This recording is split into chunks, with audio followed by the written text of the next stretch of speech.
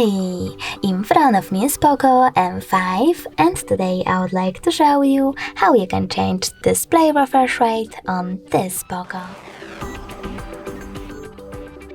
First of all, you need to access Settings and tap on Display section after scrolling down.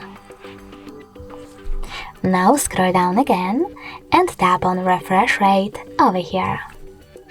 Now click on the best option for you, I will go with High, and choose the back button. As you can see, after that, refresh rate of my Poco has changed.